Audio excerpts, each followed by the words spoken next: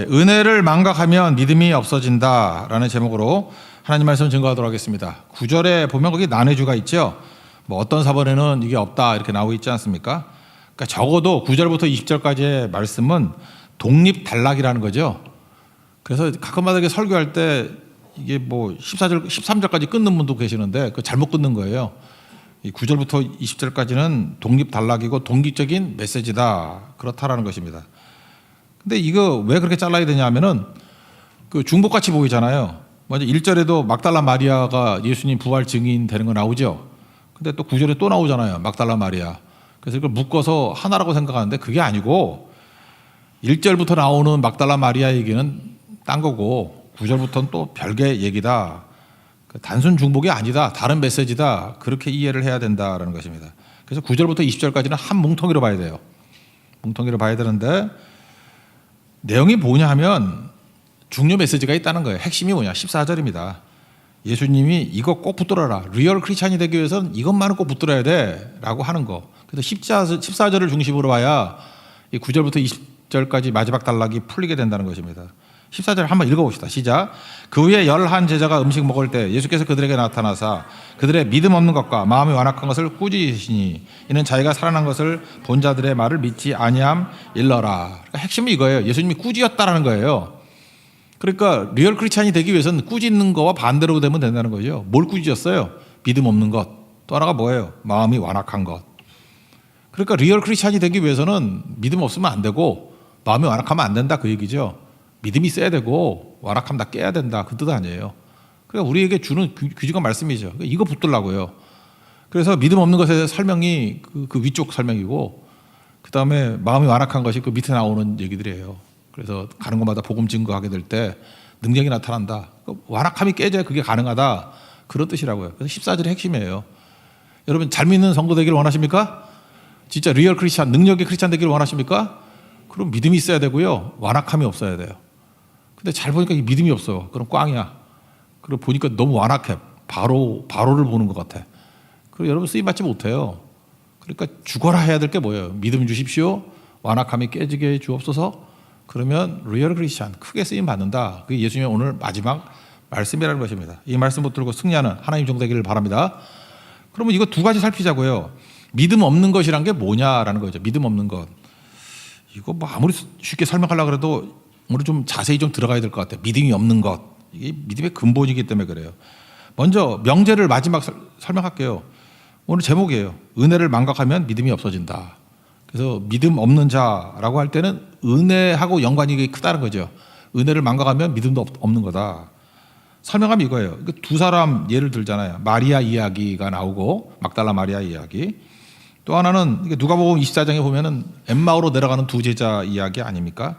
공통점이 뭐죠? 11절 보세요. 믿지 아니하니라 끝에. 13절 역시 믿지 아니하니라. 그러니까 믿지 않았다라는 게 핵심 아닙니까? 그러니까 왜 믿지 않냐 그런 거죠. 먼저 막달라 마리아 이야기에서 보면 막달라 마리아가 설명을 했을 때 10절을 보니까 슬퍼하며 울고 있는 중이다 그랬어요. 그러니까 슬퍼하고 우는 건 진정성이죠. 아무리 슬퍼하고 운다 할지라도 믿음하고 연결되지 않을 수 있다 그런 얘기예요. 맨날 울고 통곡하고 이런 사람이라 할지라도 그 믿음 못 쓸 수 있다라는 거예요. 우리가 좀 궁금한 게 우리 맨날 외우는 거 있잖아요. 로마서 10장 17절. 믿음은 들음에서 나고 들음은 그리스도의 말씀으로 말미암는다. 그러면 들으면 무조건 믿음이 생기느냐는 거예요. 들으면 믿음 생기는 게 필요 충분 조건이냐. 그거 아닌 것 같죠. 그러니까 미리 얘기한다 그러면 믿음은 언제 생기는지 들으면 어떤 때 믿음으로 가느냐 하면 은혜가 있어야 돼. 은혜가. 이 베이스에 은혜가 깔려 있는 상황 속에서 말씀을 들으면 믿음으로 가는 거지. 드라이한 상태에서 백날 들어봐야 안 된다. 그래서 뭐죠? 듣기는 들어도 뭐 깨닫지 못하고 보기는 보아도 알지 못한다. 이런 말씀이 나오잖아요. 듣잖아요. 듣는데 왜 깨닫지 못해요? 베이스에 은혜가 깔리지 않으면 그거를 설명해 주고 있다는 것입니다. 먼저 막달라 마리아 스토리 한번 읽어봅시다. 9절부터 11절 읽겠습니다. 시작. 예수께서 안식 후 첫날 이른 아침에 살아나신 후 전에 7 귀신을 쫓아내어 두신 막달라 마리아에게 먼저 보이시니 마리아가 가서 예수와 함께 하던 사람들이 슬퍼하며 울고 있는 중에 이 일을 알림해 그들이 그들은 예수께서 살아나셨다는 것과 마리아에게 보이셨다는 것을 듣고도 믿지 아니하니라. 듣고도 안 믿었다 그러잖아요. 그래서 막달라 마리아의 배경을 쭉 설명해 주죠. 7 귀신 들린 자, 옛날에 창기였고, 그래서 이 막달라 마리아는 은혜가 있죠. 항상 디폴트가 은혜야. 은혜 안에 있을 때 모든 걸 보니까 다 믿음이 생기는 거고, 이 사람들은 어때요? 질질 짜고 그럼에도 불구하고 들어도 안 되는 이유가 뭐냐? 은혜를 망각했기 때문에 그래요. 은혜가 아니고, 은혜 망각한 반대가 뭐겠어요? 자기 이익. 그래서 그 다음 나누는 게 엠마오로 내려가는 두 제자 아니에요. 이 똑같은 내용이 여기 걸 안 읽을게요. 뭐 짧으니까. 누가복음 24장 13절 이하에 나오잖아요. 거기서 예수님이 말씀하는데 안 믿어. 그래서 누가복음 24장 25절 보니까 미련하고 선지자들이 말하는 것을 마음에 더디 믿는 자들아. 듣고도 안 믿어요. 왜 더디 믿죠?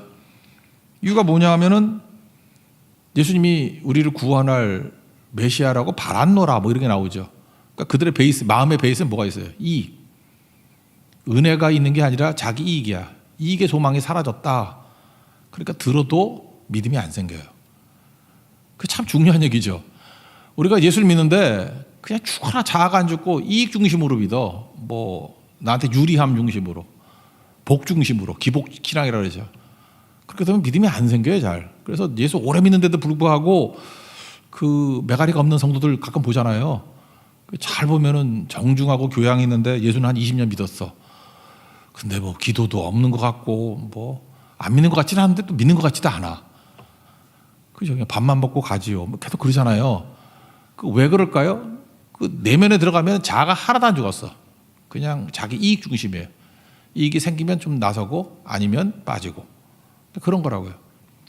근데 처음 믿었다 할지라도 이 막달라 마리아 같이 좀 극적이죠. 드라마틱하게 7 귀신 들렸고 진짜 개쓰레기 아니에요. 근데 하나님의 은혜 가운데 건진받고 그러니까 자기 귀한 그 향유옥과 깨부시고 그 은혜가 철철 넘치잖아요. 그러니까 무슨 얘기를 해도 다 듣죠. 그런 거예요. 그래서 핵심이 이거예요. 은혜를 망각하면 믿음도 안 생겨요. 오늘 그 말씀을 쭉 하고 있다라는 것입니다. 그래서 이걸 정리를 하면 오늘 보니까 악기 연주하시는 우리 권사님께서는 칼빈의 기독교 강요를 읽으신 분이에요.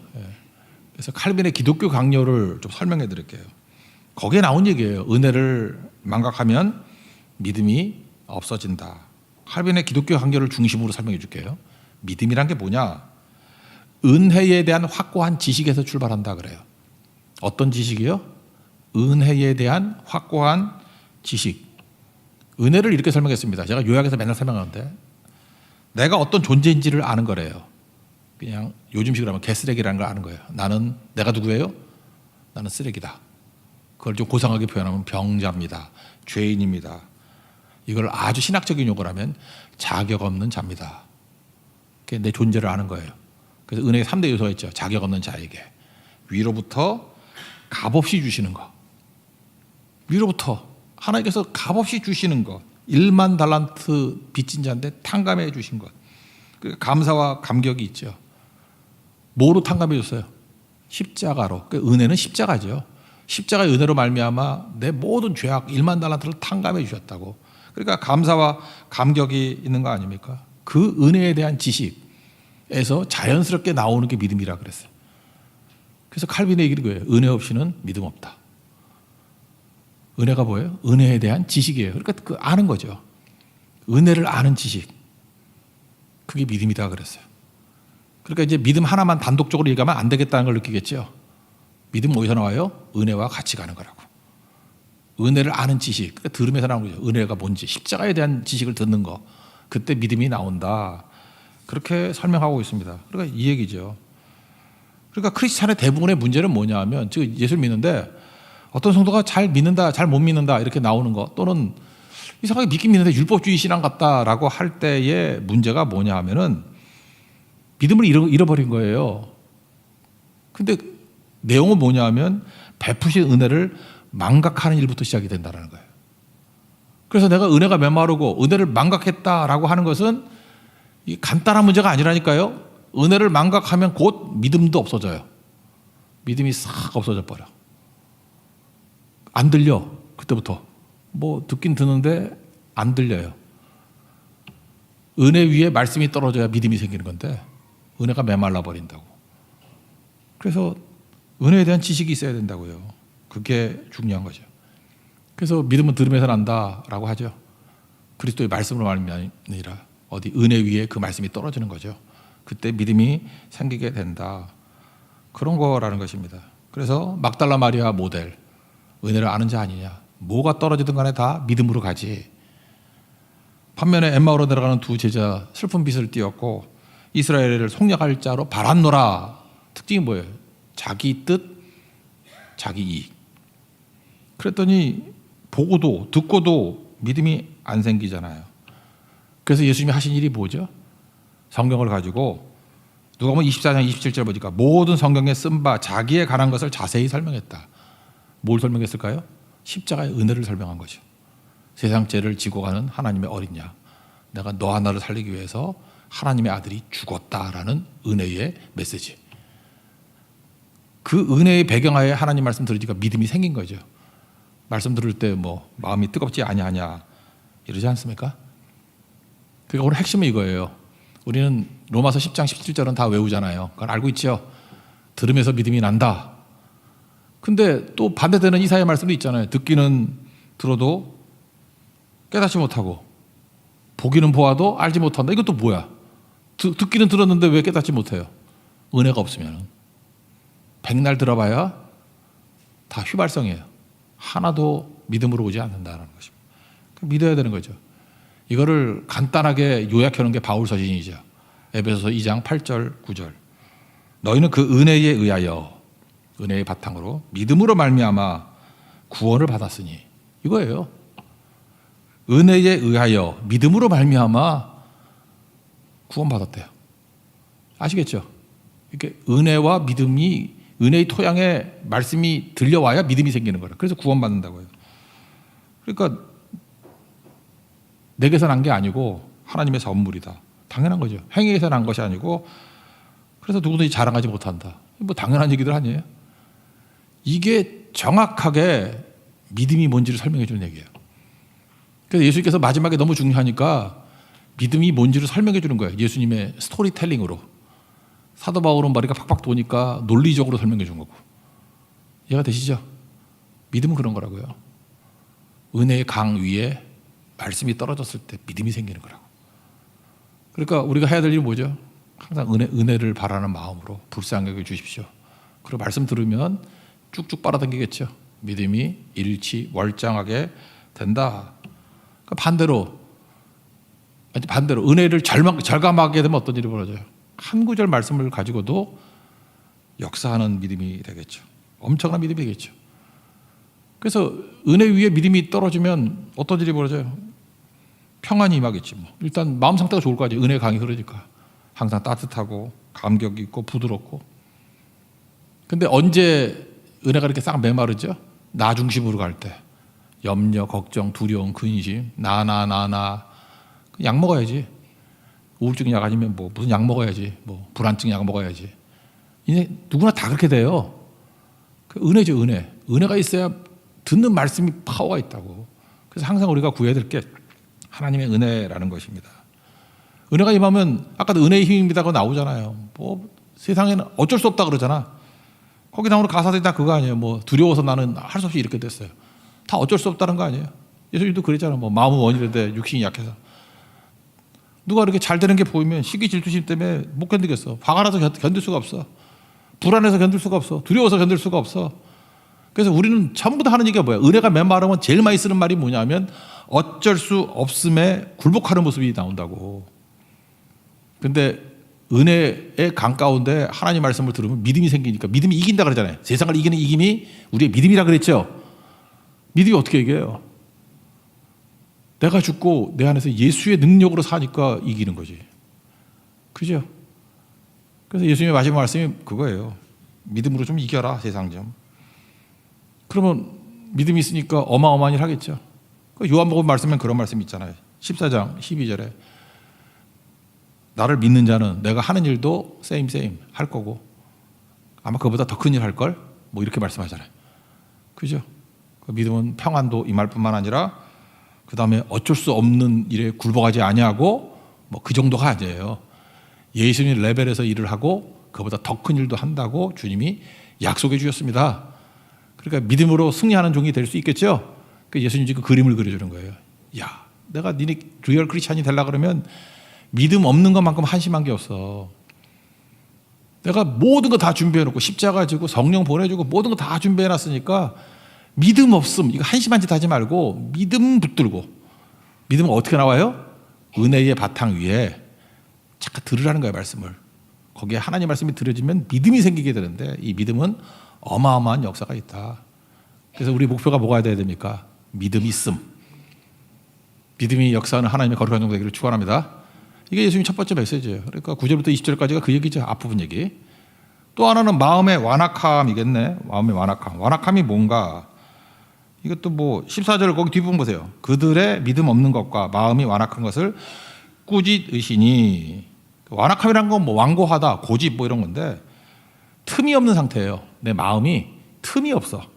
조금도 여지를 주지 않아요. 그러니까 똘똘 뭉쳐가지고 자아로 똘똘 뭉친 상태. 이게 완악함이에요, 완악함. 그래서 완악함의 대표적인 게 바로왕이죠. 틈이 없어. 뭐 들어갈 틈이 없어. 그러니까 사실은 이게 굉장히 부자이한 모습이죠. 그냥 단단하니까 그거 외에는 움직임이 없어. 그러니까 자유도가 제로. 부자이에요.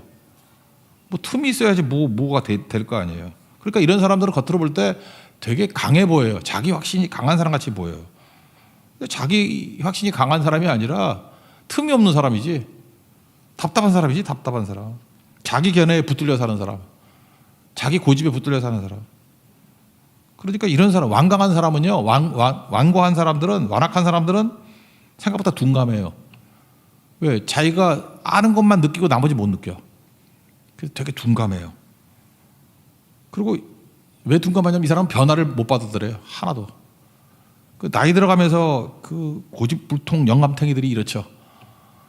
빈틈이 없어. 틈이 없고 변화를 받아들이지 못해요. 변화를 받아들이는 그 순간 자기 확신이 무너지기 때문에 그래요. 알량한 그거 하나 붙들고 있거든. 근데 변화를 받아들이면 이게 무너지잖아. 정체성이 무너지잖아. 그러니까 어떻게 돼요? 무너질까 봐 누가 안 만나지. 무너질까 봐 잠깐 숨고 그거 지키고. 그러니까 불쌍한 거죠. 그러니까 완악함은 뭡니까? 자기중심이에요. 샘플을 모르겠으면 바로왕 뭐라고? 바로왕이 완악함, 사우랑 완악함 그런 거죠. 그러면 주님께서 우리에게 말씀하는 게 뭐예요? 완악함은 내가 깨지는 거예요. NIBC, Not I but Christ. 갈라디아 2장 20절. 내가 죽고 예수로 사는 거. 예수가 보이네, 예수가 보이네 그거 아니에요. 뭐 나는 죽고 예수로 살고 뭐. 처음에 나는 죽고로 시작하지 않나? 그래서 내 안에 예수님이 드러나기를 원합니다. 예수님이 보이기를 원합니다. 그거 아니에요? Reflection of Jesus. 예수님이 내 안에서 이렇게 반사되기를 원합니다. 그죠? 이렇게 묵상되기를 원합니다. 드러나기를 원합니다. 그거 아니에요. 어떤 사람이 크게 승리하는 사람들을 보면 세 가지가 있는 것 같아요. 내가 이게 만나보니까. 의식의 그릇이 커져요. 이게 딱 만나보면 그 사람이 이전의 의식이 아니야. 의식의 그릇이 막 커져 있어. 그리고 일주일에도 깨닫는 순간이 많아져요. 이렇게 얘기를 하다 보면 뭘 깨달았대. 뭐 알았다가 아니에요. 정보 얻었다가 아니라 이렇게 얘기를 나누면은 깨달은 얘기를 해. 오늘 이거 깨달았네. 이거 깨달았네. 옆에서 보기도 놀라워. 저렇게 깨달으면 저거 어떡하나? 저도 곧 승천할 것 같은데? 이런 느낌이 들어요. 그죠? 그러니까 의식의 그릇은 커지고 깨닫는 순간이 너무너무 자주 와. 그때부터 조짐이 보이는 거예요. 저건 나중에 엄청나겠다. 그리고 또 하나는 뭐냐면 이전의 모습으로 절대 돌아갈 수 없어요. 우린 그러죠. 뭐 하다가 또 다시 옛 모습. 그거 진짜 하나님 앞에서 깨지지 않았기 때문에 그래요. 진짜 깨지고 여호와의 선하심을 맛보아 아는 사람은 못 돌아가요. 보고 어떻게 돌아가? 보고 못 돌아간다니까. 절대로 못 돌아가요. 안 봤으니까 돌아가는 거지. 니들이 게맛을 알아보고 그런 거 알아요? 그 먹어본 사람 못 돌아가. 그거 안 먹어봤으니까 뭐 게맛살 그거 뭐 그 식용으로 만든 거 그거 먹으니까 모르. 진짜 먹어봤냐고. 여호와의 선하심에 그 맛본 자는 못 돌아가요. 진짜 못 돌아가. 그래서 아무리 압박이 오고 뭐 순교의 상황이 온다 할지라도 절대 과거로 돌아갈 수가 없어요. 왜? 내 새끼가 깨졌거든. 내 정체성이 깨졌거든요. 완고함이 깨졌거든. 완악함이 깨졌거든요. 예수님이 그렇게 살기 원하는 거예요.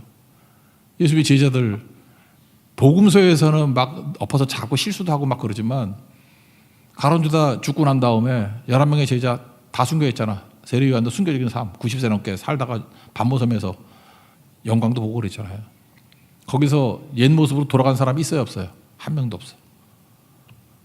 한 명도 없어요. 왜? 이전으로 돌아갈 수가 없어요. 그래서 우리에게 중요한 게 뭐냐 하면은 내가 죽고 예수로 사는 거 한 번만 경험하면 못 돌아가요. 어떻게 돌아가? 제 친구들 이렇게 쭉 보니까요. 우리 고등학교 때 진짜 은혜가 임했거든. 예수님의 그 영광과 살아계심을 다 봤거든. 우리 진짜 집단 은혜 체험을 했어. 동기들이. 내가 뭔가 다 그래. 타락했던 애들도 있어요. 뭐 돈 좋아서 성공해서. 지금 나이쯤 되니까 다 돌아와서 다. 그러면서 하는 얘기들 다 그 얘기야. 내가 타락을 하지만 그 맛을 잊을 수가 없대. 그 하나님 살아계신, 그러니까 부흥을 한번 맛본 사람은 절대 타락 못해요. 히브리서에도 그런 말씀이 있잖아요. 뭐 하나님의 은혜를 맛보고 뭐 다시 타락하는 자가 없다고. 그게 그 얘기라고. 그걸 또 문자를 해가지고 그러므로 한 번 구하든 뭐 영원히 뭐 그런 거 아니고요. 이거 뭐라 설명해야 돼? 한번 맛보면 한번 빠지면 못 빠져나와요. 못 빠져나온다고. 담배도 못 끊는데 하나님의 은혜를 어떻게 끊어 그걸. 담배도 못 끊잖아. 담배도. 제가 어저께인가 어떤 책을 보니까 인간의 쾌락지수가 나오더라고. 나는 그것도 놀란 게 있어. 쾌락지수 중에 1위가 뭔지 알아요? 술 취함이에요. 술 취할 때 쾌락지수가 1등이야. 그게 뭐하고 똑같으냐면 평생 첫 번째 키스래. 첫 키스하고 똑같아. 내가 놀라웠어요. 근데 또 하나 레벨이 뭔지 알아요? 하나님에 대한 종교 체험이래. 그게 다 똑같아요. 그래서 내가 알코올 중독자들이 왜 못 돌아오는지 알겠어. 그게 1등이라니까 1등. 그러니까 2등부터 나머지 볼 때 뭐 허접한 것들, 뭐 우리가 좋다 그러는 것들이 다 뒤에 있어요. 뒤에. 그래서 내가 술 끌고 돌아오는 사람 보면 저건 성령의 능력이라고. 그거 보통 사람 아니에요. 그죠? 믿는다 그러면서 뒤에 가서 홀짝홀짝 다 마시잖아. 이유가 뭐냐면 그게 그렇게 쉽게 되는 게 아니라니까요. 끊어지는 게 아니라니까. 술 취하지 말라, 성령 충만 받으라 그러잖아요. 그 얘기라고요. 그러니까 이걸 잊지 말라고요. 이게 깨져야 돼. 완악함이 내 자신이 깨져야 된다고. 그래서 깨지고 나면 이제 어떤 일이 벌어지느냐. 누누이 말씀드리지만 내가 이해를 못하더라도 높은 수준의 그 상태로 우리를 부르실 때는 명령 형태로 주신다 그랬죠. 그래서 그 다음에 곧장 명령이 나오잖아요. 온천하에 다니면서 복음을 전파하라고. 그죠? 이 명령 형태라니까. 제안하거나 뭐 동의를 구하거나 그러지 않아요. 전도와 선교. 우리 전도와 선교를 이렇게 얘기합시다. 가까운 데를 전도라고 그러고 멀리를 선교라고 합시다.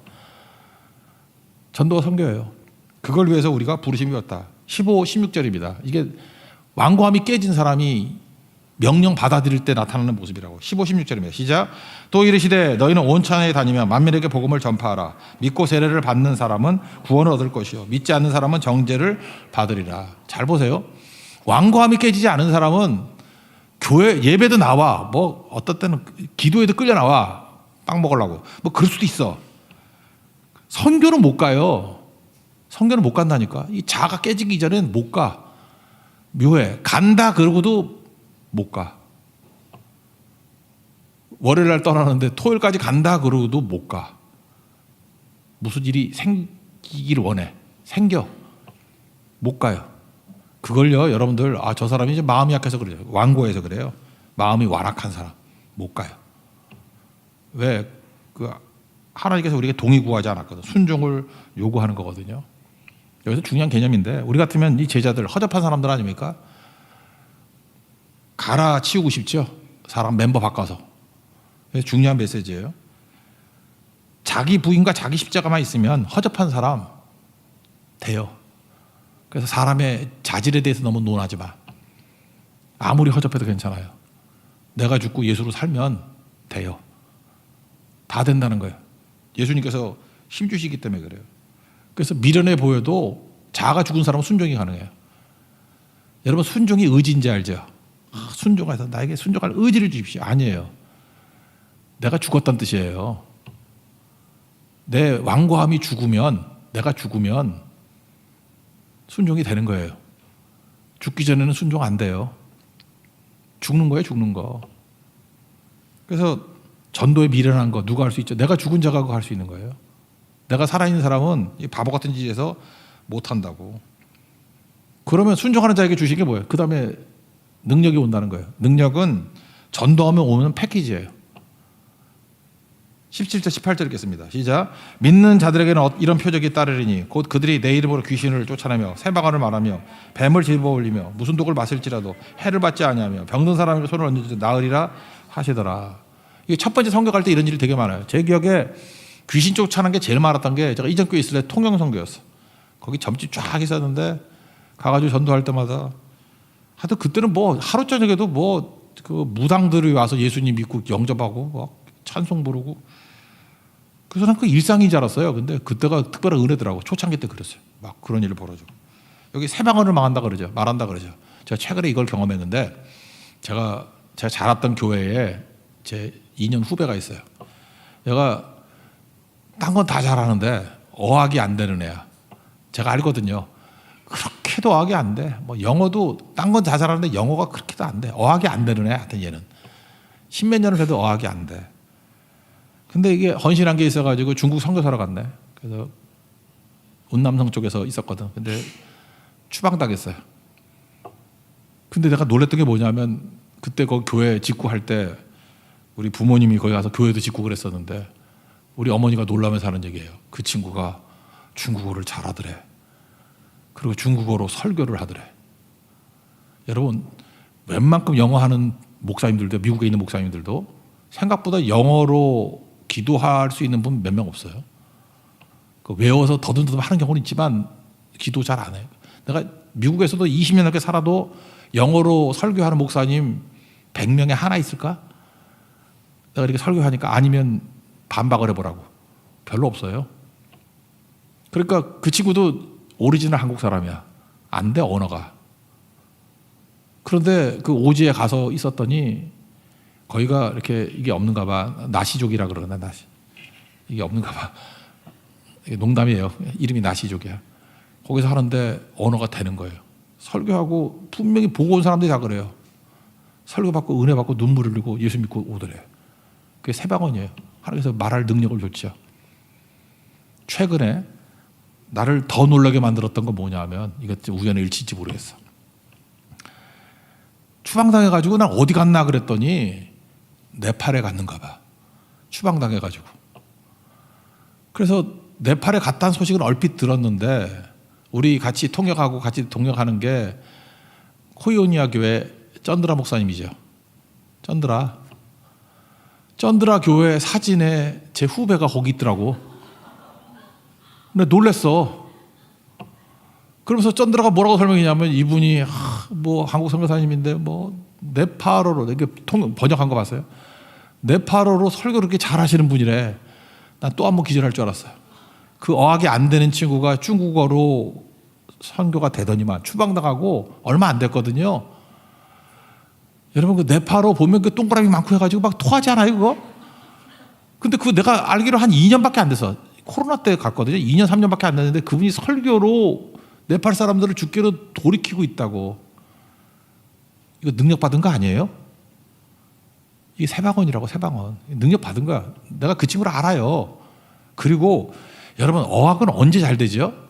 10대 뭐 이럴 때 잘 되는 거 아니에요. 그 친구 50대에 50대에 새 언어가 돼요? 되냐고. 한 개를 들으면 10개가 헷갈리는 시대예요. 근데 거기서 그게 된다니까. 또 한 번 놀랐어요. 이건 성령이 역사하시는 거라고.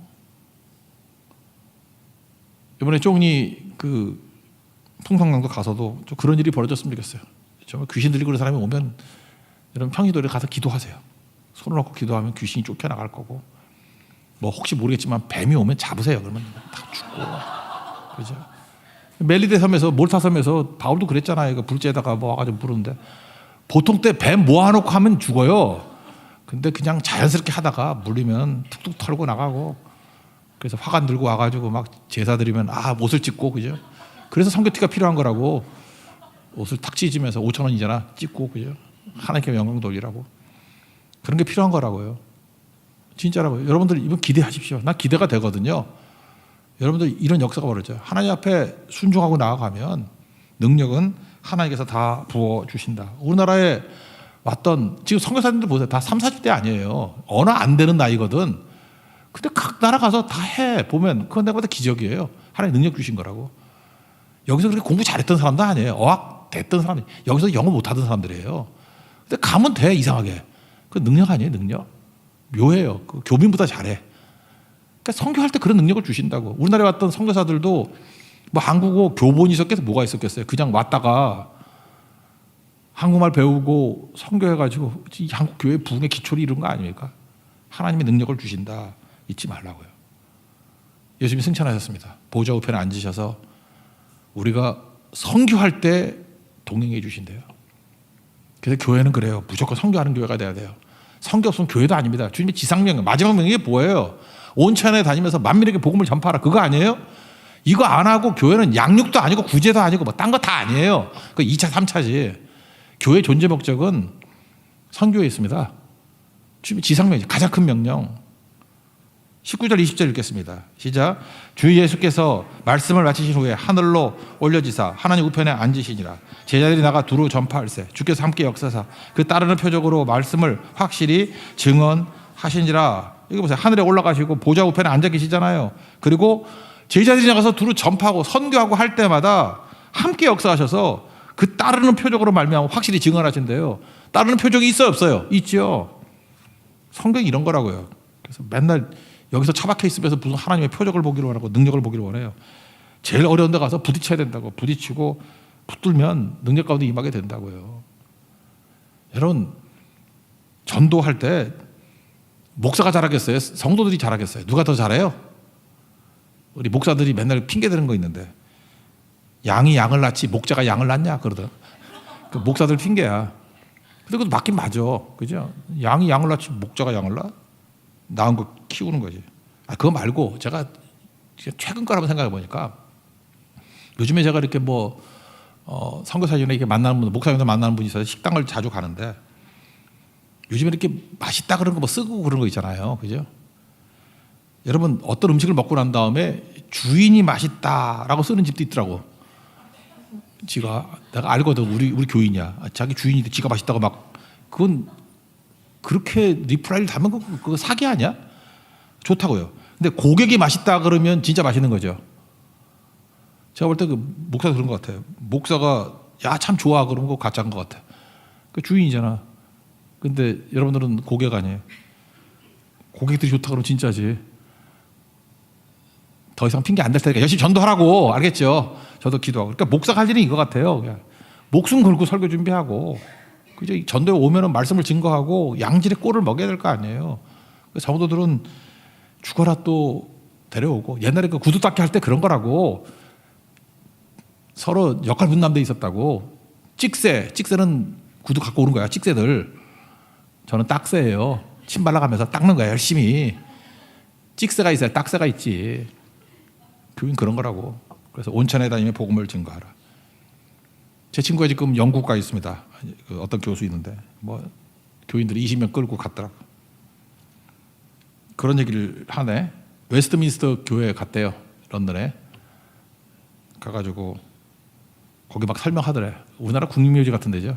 영국의 유명한 사람들 거기 다 묻혀 있어. 웨스트민스터 사원 그 앞에 아무나 묻히는 것도 아니에요.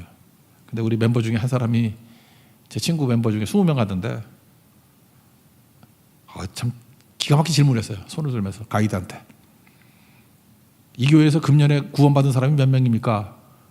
가이드가 대답을 못하더래. 웨스트민스터 교회에서는 지금 텅텅 비었어요.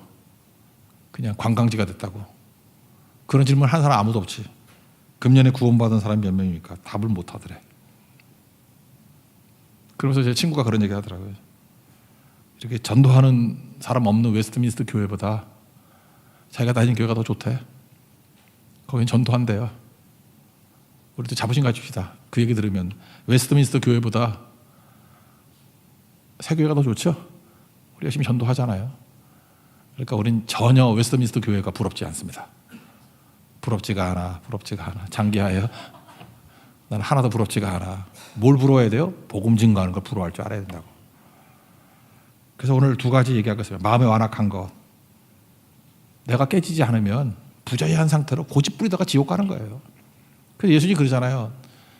야, 이 어마어마한 세계, 이 복음 전파의 세계, 하나님의 능력의 세계, 보좌 우편에 계신 예수님께서 동행하는 세계, 표적과 기사가 나타나는 세계, 네 완악함만 깨지면 이런 일이 벌어져. 전도하고 선교하게 돼 있어. 이 세계로 가라. 그래서 15절부터가 그 얘기고 앞부분은 믿음 없어가지고 되겠니? 믿음 없는 거 봐봐. 듣는다고 다 되니? 은혜라는 토양에서 들어야 믿음이 생기는 거야. 그래서 두 가지 중요한 거, 리얼 크리스찬이 되기 위해서 중요한 거, 믿음이 있어야 되고 완악함이 깨져야 된다는 거.